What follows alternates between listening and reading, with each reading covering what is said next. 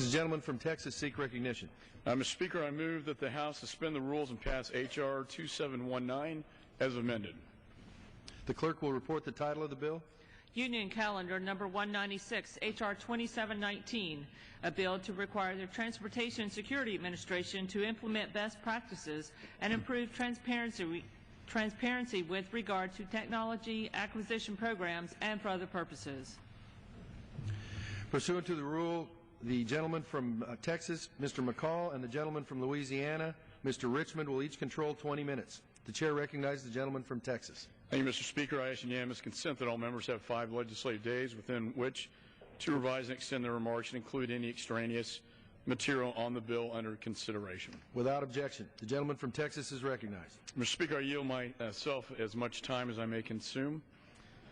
Mr. Speaker, I rise in support of this bill, the Transportation Security Acquisition Reform Act, which was developed and introduced by the distinguished gentleman from North Carolina, the chairman of the Transportation Security Subcommittee, Mr. Hudson. And over the course of several years, the Committee on Homeland Security has conducted extensive oversight of TSA technology acquisition programs. During this session, the Subcommittee on Transportation Security has continued this critical oversight function and taken it to the next level under Chairman Hudson's leadership.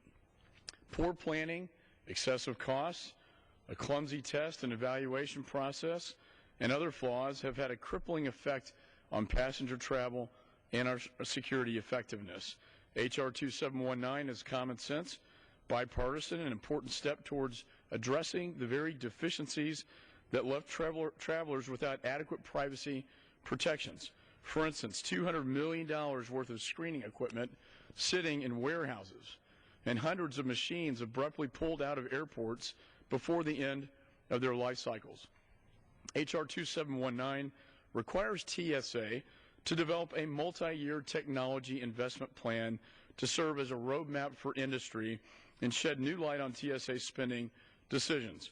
It gives Congress early warning when technology programs exceed their intended cost, are unduly delayed, or do not provide security results initially promised.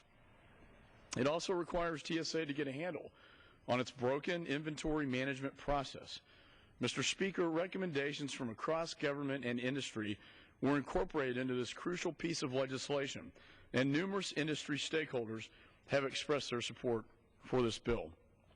I especially appreciate the hard work of my colleagues on the committee, especially Mr. Hudson from North Carolina and Mr. Richmond from Louisiana, for their bipartisan approach they took in crafting this important piece of legislation and their collaborative, deliberative process that they followed to bring this bill to the floor in their first year as chair and ranking member of this subcommittee. I urge my colleagues to join us in passing this vital piece of legislation that will further protect our transportation systems and the American taxpayer. Let's send this bill to the Senate and on to the President for his signature. So thank you, Mr. Speaker, and with that I reserve the balance of my time.